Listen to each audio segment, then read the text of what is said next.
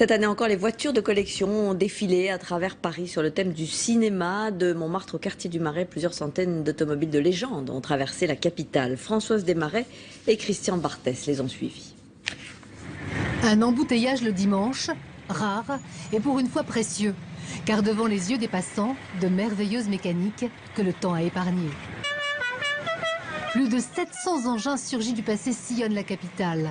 De 1903 à 1999, les époques se confondent.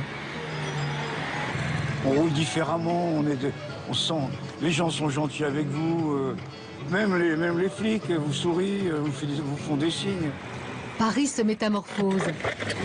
Sa traversée prend une autre dimension. Quand on est dans des petites voitures comme ça, des voitures anciennes à 80 à l'heure, 90 à l'heure, on prend son pied, quoi.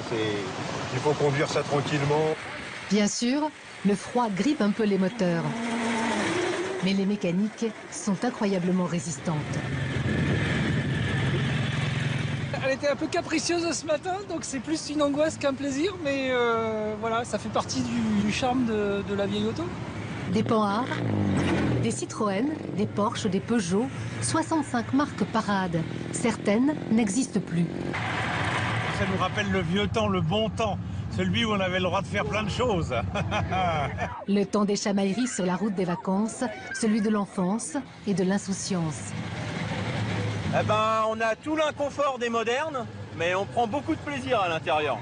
On a l'impression que c'est ces voitures qui ont été faites il y a très longtemps et en fait elles ont à peine 80 ans pour certaines d'entre elles, quoi. Ce regard dans le rétro séduit les amateurs et pas seulement. Les plus jeunes découvrent les habitacles d'autrefois.